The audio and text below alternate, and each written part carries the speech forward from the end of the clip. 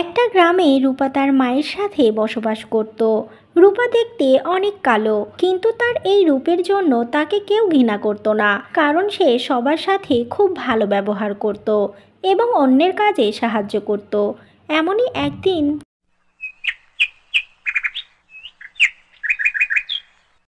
মা, আমি নদীতে পানি আনতে যাচ্ছি, তুমি একটু বিশ্রাম করো কেমন?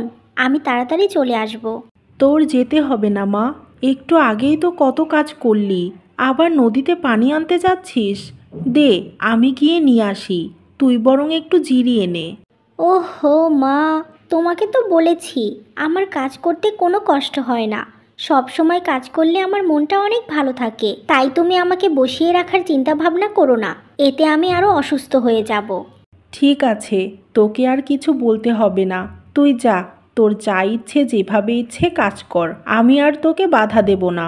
আচ্ছা, তাহলে আমি এবার যাই, দেরি হয়ে গেলে নদীতে অনেক ভিড় লেগে যাবে।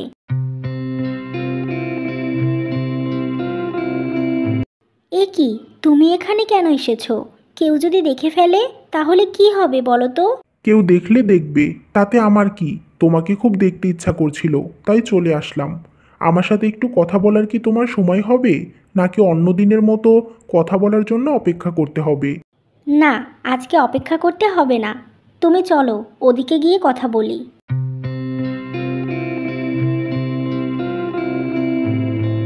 তুমি হুট করে এভাবে আমার সামনে চলে আসো কেন বলো তো? যদি গ্রামের কেউ দেখে ফেলে তখন তো ওরা আমাকে অনেক কথা শোনাবে, এটা তোমার ভালো লাগবে? তোমাকে কে কথা শোনাবে? কার এত সাহস? আমি থাকতে আমার ভালোবাসার মানুষকে কেউ কথা শোনাতে পারবে না। তুমি এত চিন্তা করো না তো রূপা, আমি তোমাকে অন্য সবার মতো মিথ্যা ভালোবাসি না। আমার জীবনে তুমিই প্রথম নারী, তুমিই শেষ নারী হবে, তাই তুমি এসব সামান্য বিষয় নিয়ে চিন্তা করো না। আমি তো চিন্তা করতে চাই না গো, কিন্তু আমার চিন্তা চলে আসে। তুমি কত সুন্দর, তোমার সাথে তো আমাকে একটুও মানায় না। তোমার পরিবার আমাকে তোমার বউ হিসেবে কখনোই মেনে নেবে না। আর যদি এমনটা হয় তাহলে তোমাকে ছাড়া আমি বাঁচবো না, মরেই যাব। তুমি এত কিছু নিয়ে কেন ভাবছো? তুমি শুধু আমাকে নিয়ে ভাবো। আমার পরিবারের কে তোমাকে মেনে নেবে, কে তোমাকে নেবে না, সেসব নিয়ে আমি একটুও ভাবি না, কারণ আমি তোমার সাথে সংসার করব, আমার পরিবার না। আর রইল বাকি তোমার গায়ের রং, এই সব কিছু দেখেই আমি তোমাকে ভালোবেসেছি। তোমার গায়ের রং নিয়ে আমার কোনো অভিযোগ নেই। তুমি শুধু সারা জীবন এমন ভালো মনের মানুষ হয়ে থেকো, তাহলেই হবে। এভাবেই তারা বেশ কিছুক্ষণ কথা বলতে থাকে। তারপর, এবার তুমি বাড়ি চলে যাও, আমাকে পানি নিয়ে বাড়ি ফিরতে হবে। মা মনে হয় আমার জন্য চিন্তা করছে। ঠিক আছে, তুমি তাহলে সাবধানে বাড়ি যেও। আমি এবার আসি, আবার দেখা হবে।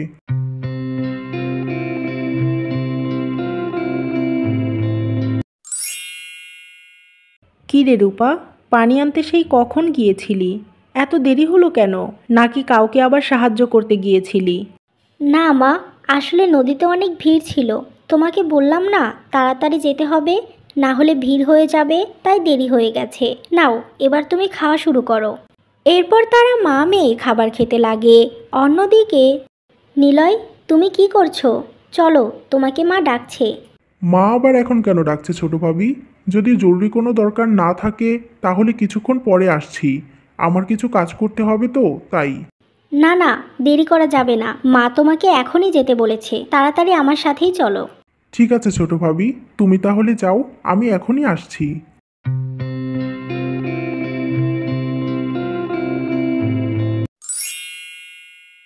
তুই এসেছিস? আয় বাবা, আমার পাশে বস, তোর সাথে কিছু কথা আছে। কি এমন কথা বলবে যে এত তাড়াতাড়ি ডেকেছো? সব কিছু ঠিক আছে তো মা? হ্যাঁ রে, সব কিছু ঠিক আছে, কিন্তু আরও ভালো করে ঠিক করার জন্য তোকে প্রয়োজন, এই জন্যই তো এত তাড়াতাড়ি ডাকলাম। মা, তুমি আমাকে পরিষ্কার করে সব কিছু বলো, এত হেয়ালি করলে ভালো লাগে না। আর তাছাড়া তুমি তো জানো আমার ধৈর্য কম। আসলে বাবা, আমি তোর জন্য একটা মেয়ে দেখে রেখেছি, আমার ওকে খুব পছন্দ, ওই মেয়েটার সাথে তোর বিয়ে দিতে চাই। আর তুই তো জানিস তোর বড় ভাইদের জন্য আমিই মেয়ে পছন্দ করে এনেছি, আর তাদের কেমন দেখতে তা তো তুই দেখতেই পারছিস। আমি ভালো কাজে বেশি দেরি করতে চাই না, তাই আমি খুব তাড়াতাড়ি তোর বিয়ে দিতে চাই। তুই কি বলিস বাবা? মা, আমি তো তোমাকে বলেছি এত তাড়াতাড়ি আমি বিয়ে করতে চাই না, কিছুদিন যাক, তারপর করতে হলে করব, কিন্তু এখন না মা। কেন? এখন করলে সমস্যা কি? আর তাছাড়া এরকম মেয়ে পরে আবার নাও পেতে পারি, তাই আমি দেরি করতে চাই না। আর তোর যদি এখন বিয়ে করতে এতই সমস্যা হয় তাহলে আংটি পরিয়ে রাখি, কয়েক মাস পরে না হয় বিয়ে হবে, এটাতে নিশ্চয়ই তোর আপত্তি নেই? মা, এখন আমি এই বিষয় নিয়ে কথা বলতে চাচ্ছি না। তুমি আমাকে 2 দিন সময় দাও, আমি তোমাকে আমার ইচ্ছের কথা জানিয়ে দেব। আচ্ছা, তাহলে তোকে 2 দিন সময় দিলাম, এর বেশি সময় কিন্তু পাবি না। এবার যা, ঘরে যা।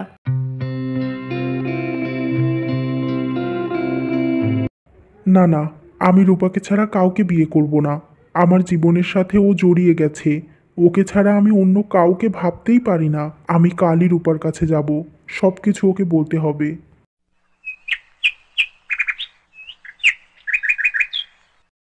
রূপা, তোমার সাথে আমার খুব জরুরি কথা আছে। কি এমন কথা বলবে যে এত সকাল করে আমার কাছে চলে এসেছো? আর তোমাকে এত উতলা লাগছে কেন? তোমার শরীর ঠিক আছে তো? আমার শরীর মন কোনোটাই ঠিক নেই। রূপা, আমি তোমাকে আজই বিয়ে করতে চাই। তুমি কি আমাকে বিয়ে করবে? এসব তুমি কি বলছো? আজই আমি কি করে বিয়ে করব? তুমি তো জানো আমার মায়ের আমি ছাড়া আর পৃথিবীতে কেউ নেই। আমি তাকে না জানিয়ে কিছু করতে পারবো না। আমার মা এটা একদম সহ্য করতে পারবে না। আর তাছাড়া হঠাৎ করে আজই বিয়ে করতে কেন চাইছো? কি হয়েছে? মা আমাকে বিয়ে দেওয়ার জন্য উঠে পড়ে লেগেছে, এমনকি মেয়েও ঠিক করে ফেলেছে। তাই আমি মাকে কোনো উত্তর না দিয়ে 2 দিন সময় নিয়েছি। এই 2 দিনের মধ্যেই কিছু একটা করতে হবে, না হলে আমি আর পরে কিছুই করতে পারবো না। যদি তুমি চাও, আমি তোমার মায়ের কাছে যাব, তাকে সব কিছু বুঝিয়ে বলবো, সে নিশ্চয়ই রাজি হবে। ঠিক আছে, তাই হবে তাহলে। আমি আমার মাকে এভাবে জানাতে চাইনি, কিন্তু এখন কোনো উপায় নেই। তোমাকে পেতে হলে এতটুকু করতেই হবে। এরপর রূপা নিলয়কে তার মায়ের কাছে নিয়ে যায়। তখন নিলয় রূপার মাকে তাদের বিষয়ে সমস্ত কথা বলে। এই ছেলেটা এসব কি বলছে রূপা? তুই কি সত্যি ওকে ভালোবাসিস? হ্যাঁ মা, ও যা যা বলছে সব সত্যি। অনেক দিন হলোই ওর সাথে আমার সম্পর্ক। তোমাকে আমি এই বিষয়ে কিছুদিনের মধ্যেই বলতাম, কিন্তু বলার আগেই এমনটা হয়ে গেল। আন্টি, এবার আপনিই পারেন আমাদের দুজনকে এক করতে। দয়া করে আপনি না করবেন না। আমি রূপাকে ছাড়া বাঁচবো না। দয়া করে আপনার মেয়েকে আমাকে দিয়ে দিন। সবই তো বুঝলাম বাবা, কিন্তু আমি তো মা, তাই আমাকে অনেক কিছু জানতে হয়, বুঝতে হয়। আমার মেয়ে আমার কাছে পড়ি, কিন্তু অন্যদের চোখে তো তা নাও হতে পারে। তোমাদের দুজনকে না হয় আমি বিয়ে দিয়ে দিলাম, কিন্তু তোমার বাড়ির লোকজন যদি কখনো আমার মেয়েকে মেনে না নেয়, তখন ওর জীবনটা তো শেষ হয়ে যাবে বাবা। আর আমি মা হয়ে কি করে এটা সহ্য করব? আপনার এসব নিয়ে ভাবা স্বাভাবিক, কিন্তু একটা কথা মনে রাখবেন, আপনার পরে যদি কেউ রূপাকে ভালোবেসে থাকে, সেটা আমি। আর তাই আমার ভালোবাসার মানুষকে আমি থাকতে কখনো কেউ কষ্ট দিতে পারবে না। আমি চেষ্টা করব আপনার মেয়েকে সব সময় ভালো রাখার। এইটুকু বিশ্বাস আমার উপর আপনি রাখতে পারেন। ঠিক আছে, তোমরা দুজনে যখন রাজি, তখন আমি তোমাদের বিয়ে দেব। আমার মেয়ের কপালে যদি সুখ থাকে, তাহলে সেই সুখ শান্তি কেউ কেড়ে নিতে পারবে না। তাই ওপরওয়ালার ভরসায় আমি বিয়েটা দেব। এরপর কয়েক ঘন্টার মধ্যে খুব সিম্পলভাবেই রূপা আর নিলয়ের বিয়ে হয়। আর তারপর তারা দুজনে আয়শা বেগমের কাছ থেকে বিদায় নিয়ে চলে যায়। মা, তোমাদের কিছু জিজ্ঞেস করার আগেই আমি বলে দিচ্ছি, ও আমার বিয়ে করা বউ রূপা। আমি ওকে আজই বিয়ে করেছি। অনেক দিন হলো রূপাকে আমি ভালোবাসতাম, তাই রূপাকে ছাড়া আমি অন্য কাউকে বিয়ে করতে পারতাম না মা। এই জন্যই আমি কাউকে কিছু না জানিয়ে বিয়ে করে ফেলেছি। পারলে আমাকে তুমি ক্ষমা করে দিও। এসব তুমি কি বলছো নিলয়? তুমি এই মেয়েটাকে কি করে ভালোবাসলে? আর বিয়েই বা কি করে করলে? তারপরে আবার মায়ের অবাধ্য হয়ে? তোমার সাথে তো দূরের কথা, আমাদের সাথেও তো ওকে মানাবে না। এই কালো মেয়েকে তুমি কি করে এ বাড়ির বউ বানিয়ে নিয়ে আসলে? নিলয়, তুই এত বড় একটা সিদ্ধান্ত নিজে নিজে নিয়ে নিলি? একবার মাকে জানানোর প্রয়োজন মনে করলি না? তোর বড় দুই ভাই তো এখনো আমার কোনো কথার অবাধ্য হয়নি, তুই কি করে করলি? তবুও আবার বিয়ের বিষয়ে?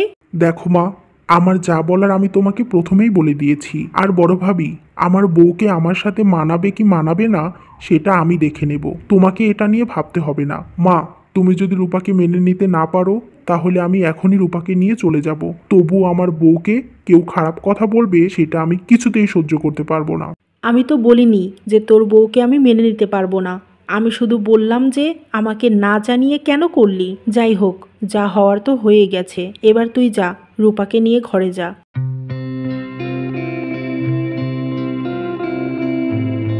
মা, এটা আপনি কি করলেন? ওই কালো কুৎসিত মেয়েকে আপনি বৌমা হিসেবে মেনে নিলেন? মা, আপনি মানলেও আমরা কিন্তু ওই মেয়েকে যা হিসেবে কখনোই মানব না। আমাদের মতো ফর্সা সুন্দর বউদের সাথে কি ওকে মানায়? নিলয় যে কি করে ওই মেয়েটাকে বিয়ে করে আনলো তা ওপরওয়ালাই জানে। তোমরা এবার চুপ করো। কে বলেছে যে আমি ওকে মেনে নিয়েছি? এ বাড়িতে থাকতে দিয়েছি বলে এই না যে আমি ওই মেয়েটাকে মেনে নিয়েছি। আমি কখনোই আমার কোনো ছেলেকে অন্য কারোর জন্য আলাদা হতে দিতে পারি না। তাই এ বাড়িতে ওই মেয়ে থাকবে, কিন্তু শান্তিতে না। তার মানে আপনি কি বলতে চাইছেন মা? আমরা কি ওর সাথে যা ইচ্ছা তাই করতে পারবো? হ্যাঁ, পারবে। মনে করো এ বাড়িতে কোনো বউ না, নতুন কাজের লোক এসেছে। কিন্তু একটা কথা মনে রেখো, নিলয় যতদিন শহরে চাকরির জন্য না যাচ্ছে ততদিন ওই মেয়েটাকে কিছুই বলা যাবে না। ঠিক আছে মা, আপনি যেমন বলবেন তেমনই হবে। আপনার কথাগুলো শুনে এখন আমাদের দুজনেরই খুব খুশি লাগছে।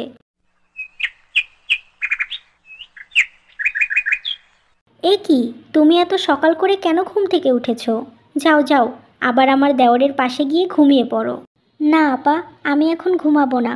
সকাল করে ঘুম থেকে উঠে আমার কাজ করার অভ্যাস আছে, তাই এখন আমাকে কিছু কাজ করতে দিন, না হলে আমার ভালো লাগবে না। কাজ তো তোমাকে করতেই হবে, কিন্তু সবেমাত্র তোমার বিয়ে হয়েছে, এখন কি করে আমরা দুই যা তোমাকে কাজ করতে দেই বলো তো? অন্তত কিছুদিন তুমি একটু বিশ্রাম নিয়ে নাও, তারপর না হয় কাজ করো। এখন তুমি ঘরে যাও, আমরা দুই যা মিলে সব কাজ করে নেব। এই কথা শুনে রূপা খুশি মনে ঘরে চলে যায়। যাও যাও, কিছুদিন অন্তত শান্তি করে নাও। এ জীবনে আর কখনো শান্তিতে থাকতে পারবে কি না তা কে জানে। আমাদের মতো সুন্দরী বউদের যা হতে হলে তাকেও সুন্দর হতে হবে। তোমার মতো কালো কুৎসিত মেয়েকে আমাদের পাশে কখনোই মানায় না। কি গো, কি হলো? তুমি আবার ঘরে চলে আসলে যে? কেউ কি কিছু তোমাকে বলেছে? না, আমাকে কেউ কিছু বলেনি। আসলে আমাকে যে এত তাড়াতাড়ি সবাই আপন করে নেবে ভাবতেও পারিনি। আমি বাইরে গিয়েছিলাম কাজ করার জন্য, তখন বড় আপা বলল কিছুদিন আমাকে নাকি কাজ করতে দেবে না, নতুন বিয়ে হয়েছে তাই বিশ্রাম নিতে বলছে। সত্যি বড় ভাবি তোমাকে এটা বলেছে? আমার তো বিশ্বাসই হচ্ছে না। যাই হোক, তুমি এ বাড়িতে খুব সাবধানে থাকবে। যতই তোমার সাথে ভালো ব্যবহার করুক, মন প্রাণ দিয়ে কাউকে বিশ্বাস করবে না। আর যদি কেউ কখনো তোমার সাথে খারাপ ব্যবহার করে, সাথে সাথে আমাকে জানিয়ে দেবে। ঠিক আছে, বলবো। তুমি এত চিন্তা করো না, বিয়েটা যখন হয়ে গেছে কিছু বলে আর কি লাভ? আমার মনে হয় কেউ আর কিছু বলবে না, আর যদি বলেও সেটা আমি মেনে নিতে পারবো। যত কষ্টই হোক, ভালোবাসার মানুষটিকে যে পেয়েছি এটাই অনেক। আমার জীবনে আর কিছুই চাওয়ার নেই। তুমি যেমন আমার জন্য কষ্ট সহ্য করতে পারবে, ঠিক একইভাবে আমিও পারবো, কিন্তু আমার জন্য তোমাকে কষ্ট পেতে দেখতে পারবো না। আর শোনো, আমি তো বেশি দিন বাড়িতে থাকবো না। কাজ না করলে দুজনে খাবো কি? তাই শহরে চাকরি করতে যেতে হবে। তোমাকে এ বাড়িতে একা রেখে যেতে আমার খুব ভয় লাগছে, তারপরেও যেতে হবে, কিছুই করার নেই। তোমাকে তো আমি প্রথমেই বললাম তুমি এত চিন্তা করো না। যা যা ভাবছো এসব তো নাও হতে পারে। শুধু শুধু পরিবারের মানুষগুলোকে এভাবে সন্দেহ করো না গো, এতে আমার খুব খারাপ লাগছে। ঠিক আছে, আমি আর সন্দেহ করব না, কিন্তু যতদিন আমি বাড়িতে আছি ততদিন খুব ভালো করে আমার পরিবারের মানুষগুলোকে দেখতে হবে। এভাবেই তারা কথা বলতে থাকে। বেশ কিছুক্ষণ পর তিয়াশা আর নীলার রান্না শেষ হয়ে গেলে নীলা সবাইকে খাবার খেতে দেয়। আপা, আমার ভাতগুলো সরিয়ে রাখো, আমি এখন খাবো না। আমরা তিনজন পরে একসাথে বসে খাবো। না না রূপা, তুমি এখন নিলয়ের সাথে বসে খাও, আমাদের সাথে না হয় অন্য দিন খেও। কত সময় পাবে? আর কোনো কথা না বাড়িয়ে খাবারটা খেয়ে নাও। নীলা আর তিয়াশা দুজনে একসাথে পরে খাবে। বসে যখন পড়েইছ, খাবার এভাবে সামনে থেকে সরিয়ে দিও না, এটা আমি একদম পছন্দ করি না। শুনলে তো মা কি বলল? এবার নাও, খাবারটা খেয়ে শেষ করো। বেশি দেরি করলে কিন্তু খাবার খেতে পিছ পড়ে যাবে। এরপর সবাই খাবার খেতে থাকে। এভাবেই কিছুদিন অতিবাহিত হয় আর নিলয়ের শহরে যাওয়ার সময় হয়ে যায়। এরপর এই নাও, এই মোবাইলটা তুমি নাও। এটা দিয়ে আমাকে প্রতিদিন কল করবে, তাহলে দূরে থাকলেও মনে হবে আমি তোমার কাছেই আছি। 2-1 মাস পর পর আমি তোমাকে এসে দেখে যাব। কেন জানি আমার খুব খারাপ লাগছে। তোমাকে নিয়ে একসাথে থাকবো বলেই বিয়েটা করলাম, কিন্তু বিধাতার ইচ্ছায় তুমি এখন আমাকে ছেড়ে কত দূরে চলে যাচ্ছ। এতদিন ভেবেছিলাম একা থাকতে পারবো, কিন্তু এখন খুব কষ্ট হচ্ছে। তাহলে একটা উপায় আছে, তুমি যদি রাজি থাকো তাহলে আমার সাথে তুমি শহরে চলো। আমরা দুজনে ওখানেই থাকবো। হয়তো একটু কষ্ট করে থাকতে হবে, কিন্তু দুজনে সব সময়ের জন্য একসাথে থাকতে পারবো। কি, তুমি রাজি? না না, আমি তোমার সাথে থাকতে চাই এটা ঠিক, কিন্তু তোমাকে তোমার পরিবার থেকে আলাদা করতে চাই না। আমি তোমার সাথে শহরে গেলে মা অনেক কষ্ট পাবে, আর তাছাড়া আমি তো শুধু একা এই বাড়িতে থাকবো না, আপারা দুজনে তো আছে, তাদের সাথে সময় কেটে যাবে। প্রথমবার তো, তাই খুব কষ্ট হচ্ছে, কিন্তু মানিয়ে নিতে পারবো। ঠিক আছে, যদি কখনো মনে হয় তুমি আমার সাথে থাকবে তাহলে আমাকে বলো। আমি এখন আসি, আমার দেরি হয়ে যাচ্ছে। এই বলে নিলয় তার মায়ের কাছ থেকে বিদায় নিয়ে শহরে চলে যায়। অন্যদিকে রূপা ঘরে নিলয়ের জন্য কান্না করতে লাগে। এসব ন্যাকা কান্না বন্ধ করো। আমার বাড়িতে থাকতে হলে এসব ন্যাকামো একদম করা যাবে না। মা, আপনারা এখানে? কি হয়েছে, কিছু বলবেন? কেন, এ ঘরে কি এমনি এমনি আসা যাবে না নাকি? এটা কি তোমার বাবার ঘর? আপা, তুমি এমনভাবে কথা বলছো কেন? আমি তো তোমাদের কোনো খারাপ কথা বলিনি, শুধু জিজ্ঞেস করেছি যে কোনো দরকার আছে নাকি। চুপ করো, একদম মুখে মুখে কথা বলবে না। নিলয় থাকাকালীন যা বলেছো আর যা করেছো সে সব কিছু এখন বন্ধ। আজ থেকে আমার হুকুম মতো তুমি চলবে। শোনো, এ বাড়ির সমস্ত কাজ এখন থেকে তোমাকে করতে হবে। আর আমার ছেলে যখন বাড়িতে আসবে তখন শুধু তুমি এ ঘরে ঘুমাবে, এছাড়া প্রতিদিন রান্নাঘরে গিয়ে ঘুমাতে হবে, বুঝেছো? ঠিক আছে মা, আপনি যা বলছেন তাই হবে, কিন্তু আমার শুধু একটাই প্রশ্ন, কেন আমার সাথে এমন করছেন? আমি আপনাদের কি এমন ক্ষতি করেছি? তুমি আমার যে ক্ষতি করেছো সে ক্ষতি আমার কোনো জাত শত্রুও করেনি। তাহলে বুঝে নাও এবার এই ক্ষতি করার জন্য আমি তোমার সাথে কি কি করব। একটু আগে যা যা বললাম সব কথা যেন মনে থাকে। আমি তো এই সংসারটাকে ভালোবেসে এ বাড়িতে থাকতে চেয়েছি, কিন্তু আমি এ কেমন মানুষকে দেখলাম, এরা তো আমাকে কখনো শান্তিতে থাকতেই দেবে না। এসব বলে রূপা কান্না করতে থাকে। এরপর সেদিন থেকে রূপা বাড়ির সমস্ত কাজ করতে লাগে। আর রাতের বেলা রূপা একটু করে নিলয়ের সাথে কথা বলে রান্নাঘরেই ঘুমিয়ে পড়ে। এভাবেই কেটে যায় বেশ কিছু মাস। আর নিলয় রূপার সাথে দেখা করার জন্য বাড়ি আসে।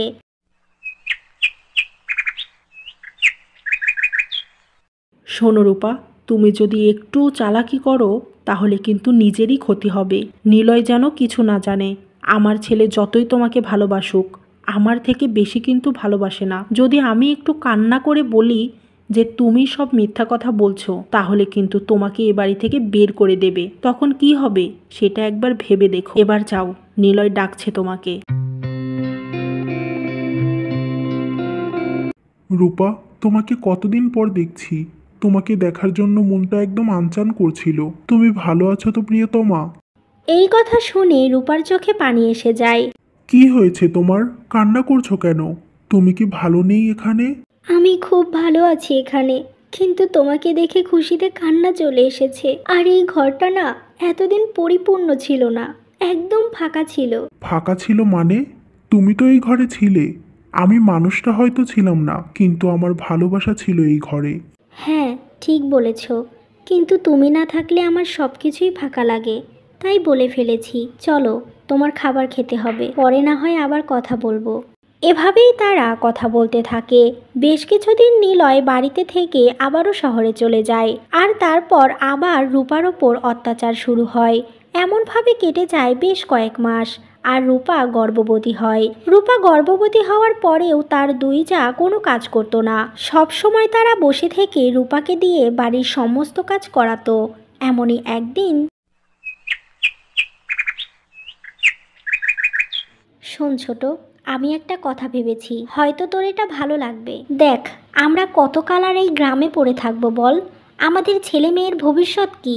আর তাছাড়া এই কালো কুৎসিত মেয়ের সাথে না আমার আর এক বাড়িতে থাকতে মন চাইছে না। তাই বলছি, চল আমরা দুজনে শহরে গিয়ে থাকি, নিজেদের মতো সংসার করি গিয়ে। ও, এই কথা, এটা তো আমিও ভেবেছি, কিন্তু আমরা যেতে চাইলেই তো যেতে পারবো না। ওরা দুই ভাই তো কিছুতেই নিয়ে যাবে না। এসব কোনো কিছুই আমি পরোয়া করি না। আমরা ওদের দুই ভাইকে বলবো, হয়তো ওরা শহরে নিয়ে যাবে, না হলে আমরা দুইজনে বাবার বাড়ি চলে যাব। আর কখনোই বাড়িতে ফিরে আসবো না। তখন দেখবি ঠিক ওরা রাজি হয়ে যাবে। ঠিক আছে আপা, তাহলে চলো আজই বলি, যত তাড়াতাড়ি যেতে পারবো ততই ভালো। এরপর তারা দুইজন তাদের স্বামীকে কল করে নানা রকমভাবে বোঝায়। আর তারা রাজি হয়ে যায়।